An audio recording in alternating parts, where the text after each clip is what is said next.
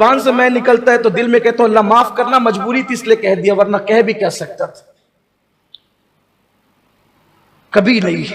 और जाहिर सी बात है वो शख्स मैं क्या कहेगा जिसका कुछ है ही नहीं। मेरा कुछ ना, मेरा जिस्म मेरा है, ना मेरी जबान मेरी है, ना मेरी आवाज मेरी, सब तो उसी का दिया हुआ है, मैं क्या करूं। लेकिन एक बात आपसे कहता हूं, ये जो आपका खादिम, आपकी जूतियों को सीधी करने वाला ये हकीर फकीर जो आपके सामने बैठा है,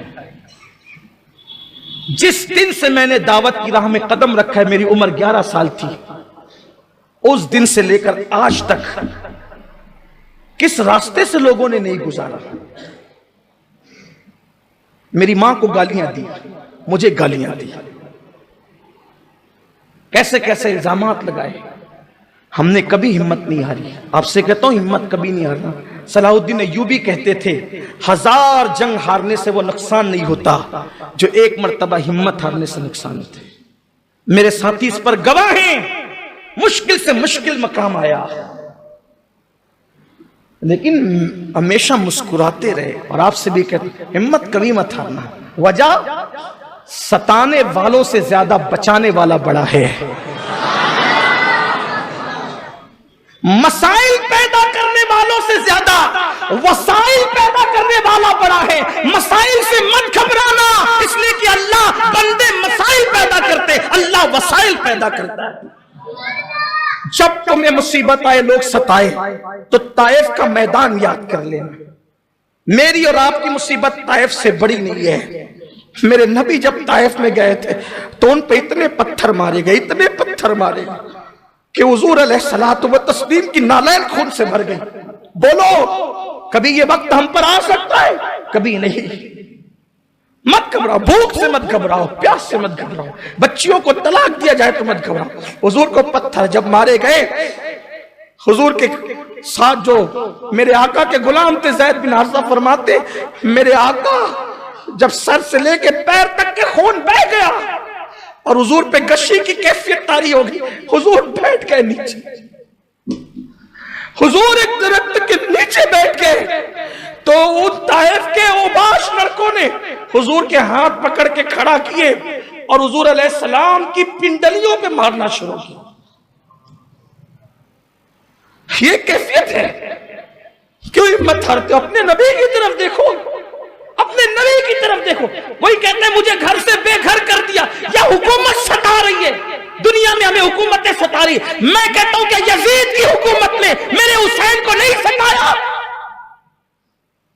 अगर दुनिया में किसी भी मुल्क में, किसी भी खित्ते में मुसलमानों पर हुकूमत का प्रेशर है तो अपने हुसैन की करबला को याद कर लो। और कहता हूं याद रखना, सताने वाला अगर बेघर भी कर देगा तो सताने वाला खुद बेघर हो जाएगा। और जिसे बेघर कर किया जाए और वो हक पर हो तो इंशाअल्लाह वो घर घर नजर आएगा। इसीलिए किसी कहने वाले ने कहा है कि हुसैन कल बेघर थे, आज हुसैन घर घर है। कल बेघर थे, क्यों?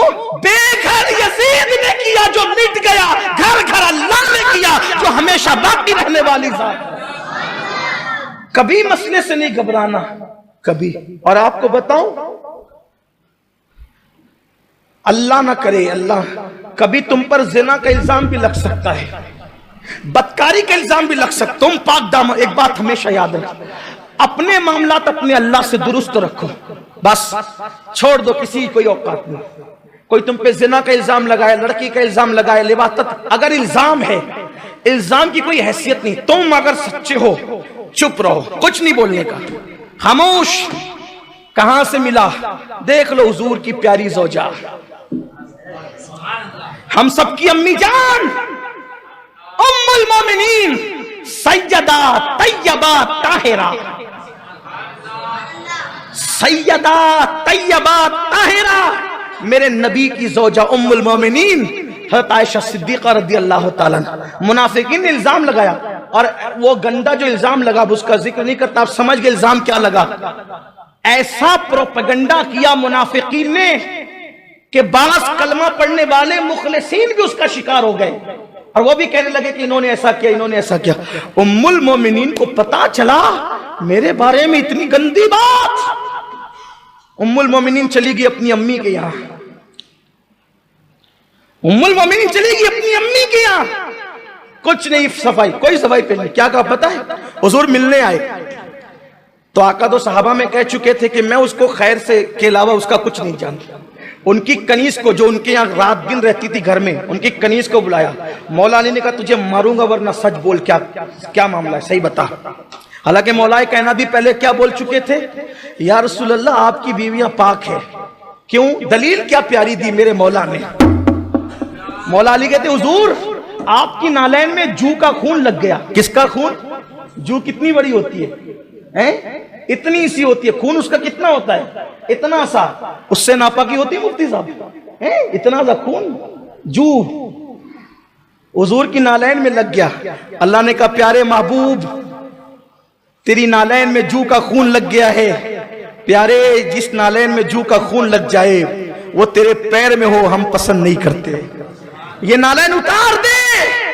प्यारे तेरी शान नहीं, तू तैयबो ताहिर है, तू तैयबो ताहिर है, तेरे घर वालों के लिए आए ततहीर है। अगर तेरी नालैन में जू का खून लग जाए, निकाल दे इस नालैन को, उतार दे इस नालैन को। तेरी शान नहीं कि जिसमें जू का खून लगा हो वो नालैन तेरे पैरों में हो। मौलाए कायनात कहते हुजूर मेरे माँ बाप आप पे कुर्बान, अगर नालैन में जू का खून लग जाए तो अल्लाह उसको उतार देने का हुक्म देता है। अगर कोई बीवी आपकी माअज़ल्लाह कोई गलत काम करे तो अल्लाह उसको आपके निकाह में रखना कैसे पसंद फरमाएगा? जब नालैन पे जू का खून लगे वो पसंद नहीं है तो किसी पर गंदी नजर पड़े और वो आपके हरम में रहे, अल्लाह को ये गवारा नहीं होगा। लेकिन जब पूछने की बात आई, तो मौला कहने लगा तुझे मारूंगा, सही बता। उसने कहा सच बताती हूं। आयशा ऐसी है, हर खूबी है, एक खूबी उनमें नहीं है। का क्या? का उसका बचपना है ना, तो वो आटा गूंद के सो जाती है, वो आटा गूंद के सो जाती है और बकरी आके उसका सारा आटा खा लेती है। बस यही उसके अंदर कोई चीज मैं देखती हूँ जो उसकी शान शान नहीं, बाकी उसमें हर खूबी मौजूद है। सब हंस पड़े। कहा ये भी कोई बात है? इसके अलावा कोई ऐब उसमें नहीं है। कहा कि बचपना है, बचपने से मुराद ये कि इब्तिदाई जवानी है, छोटी उम्र है, छोटी उम्र है, वो ऐसा कर लेती है, आटा गूंद के सो जाती है बेफिक्र होकर के, तो फिर वो बकरी आके आटा खा जाती है।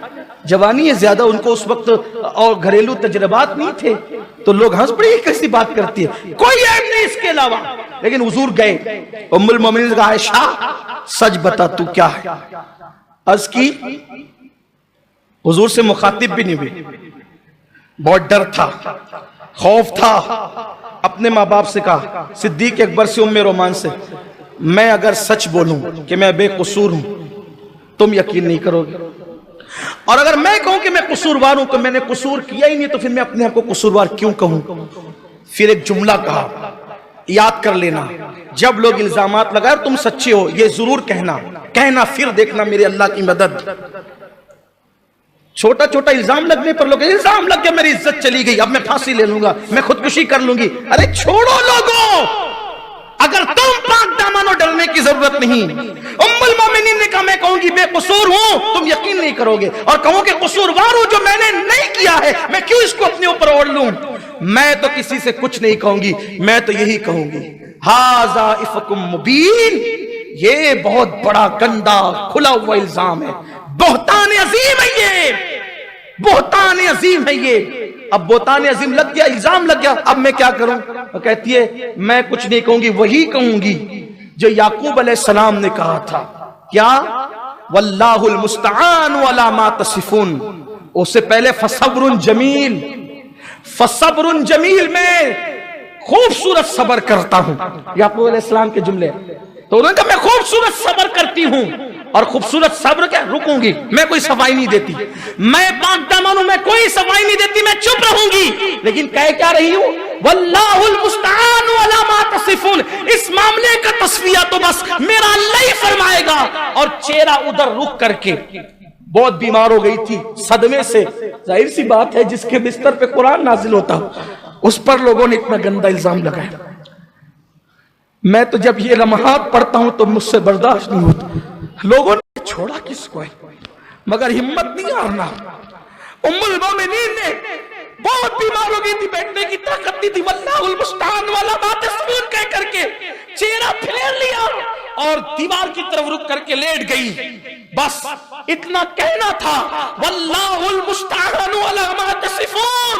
अल्लाह तस्लिया फरमाने वाला है, अल्लाह खुलासा करने वाला है। जो अल्लाह को पुकारे फिर वो तो मुस्तान है, मदद करने वाला है। कहां जाता है? इधर उम्मुल मोमिनीन ने आयत पढ़ी, वल्लाहुल मुस्तान वाला मा तसिफून।